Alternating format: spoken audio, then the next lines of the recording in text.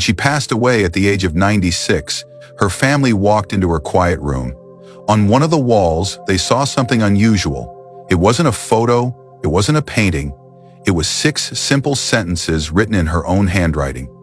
6 secret tips she had lived by after turning 70. These weren't medical rules, they weren't complicated instructions, they were gentle reminders, words that helped her find peace and meaning in her later years. And today, I want to share those 6 tips with you.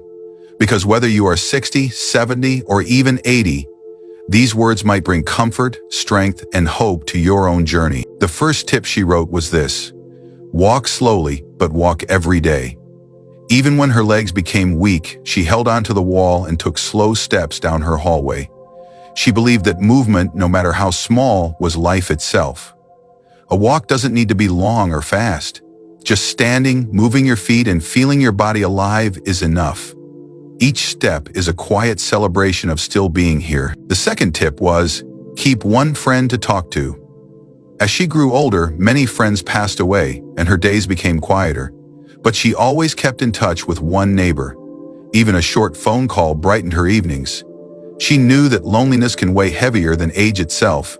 One voice, one person who listens, is sometimes all we need to feel less alone. You don't need a crowd, you just need one true connection. The third tip she left on her wall was, don't complain about the past. She had her share of regrets, just like we all do.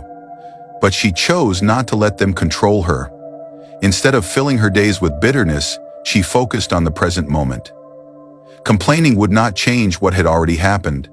What mattered was the day in front of her. She taught herself to let the past rest so she could live with more peace today. The fourth tip was, share something small every day. She never had much, but she always gave something. Sometimes it was fruit from her small garden. Other times it was simply a smile or a kind word. She believed giving, no matter how small, made life lighter. When we share even the simplest things, we remind ourselves that we are still connected to others and our lives still have value. The fifth tip she wrote was rest without guilt. As her body grew tired, she rested more often. She would nap under her favorite blanket in the afternoon without apologizing. She never felt guilty about needing more rest. She believed that resting was not a waste of life. It was part of life. As we age, our bodies ask for peace, and it is not weakness to listen, it is wisdom. And finally, her sixth tip was, thank the morning. Every day when she opened her eyes, she whispered the words, thank you.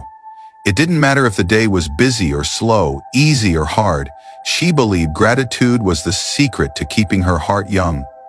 Each morning was a gift.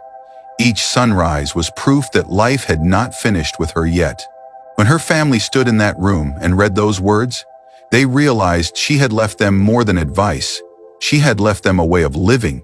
6 sentences written on a wall, but carrying a lifetime of wisdom. Her wall may now be empty, but her words remain alive. They remind us that even after 70, after 80, even after 90, life still holds meaning if we choose to walk, connect, forgive, share, rest, and give thanks. If this story touched your heart, share your thoughts in the comments. Write "Wisdom lives on" below and let us know where you're watching from. Because sometimes, the smallest words carry the greatest lessons.